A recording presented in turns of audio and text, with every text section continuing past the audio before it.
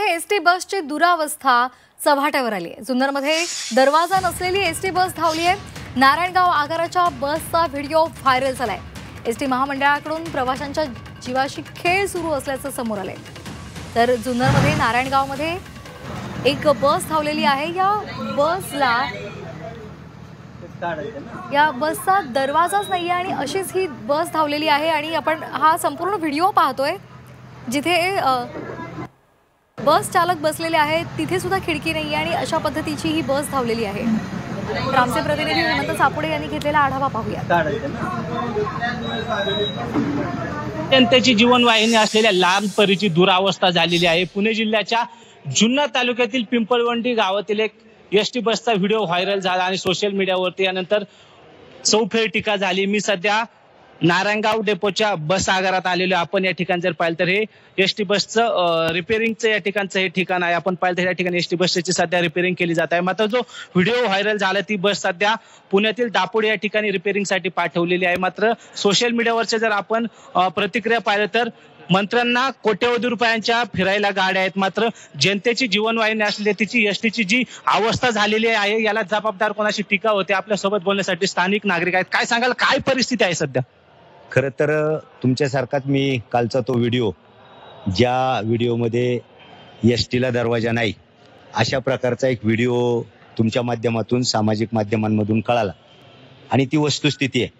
मी थोडीशी पिंपळवंडीतून ती माहिती घेतली, त्याच्यामध्ये क्लिअर कट तो पिंपळवंडीचा व्हिडिओ हे लक्षात येते।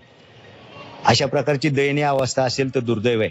दिवाळ सण आलाय, लोकांना वाहतुकीसाठी खरं तर गरिबांची असलेली ही लालपरी ज्याला आपण म्हणतो त्याची खूप आवश्यकता आहे। सामान्य माणूस आज देखील या एसटीनेच प्रवास करत असतो, त्याच्यामुळे ती खूप अत्यावश्यक अशी बाब आहे। परंतु आपण जर पाहिलं, आता आपण वर्कशॉपमध्ये आहोत, या परिसरामध्ये जुन्नर तालुक्यामध्ये नारायणगाव एसटी डेपो हा एकमेव डेपो आहे आणि त्याच्यामध्ये साधारणतः माझ्या माहितीप्रमाणे 70 बसची आवश्यकता असते।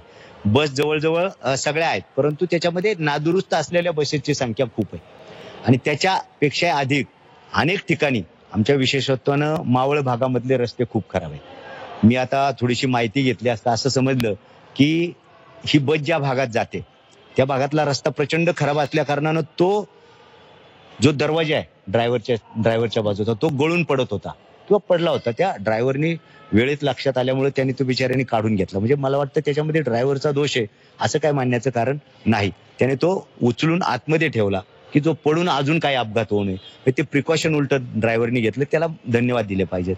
आता ती बस कुठेतरी कामाला गेली अशी माहिती कळते। या सगळ्यामध्ये महत्वाचा भाग हा आहे, यातल्या गाड्या अनेक जुन्या झालेल्या आहेत। मला वाटतं माझ्या माहितीप्रमाणे 7-10 बस इकडे नवीन पण आल्या, पण त्याची स्ट्रेन जी पाहिजे नव्या गाड्यांची ती कमी आहे। त्याच्यातही मिनी बस मला वाटतं 8-10 मिनी बसच आहेत, त्या गाड्या त्या हिशोबात कमी आहेत। पण रस्त्यांची अशी दुरावस्था असल्या कारणानं खूप यांना सामोरं जावं लागतं, म्हणजे प्रशासनाला देखील अडीअडचणी निर्माण होतात।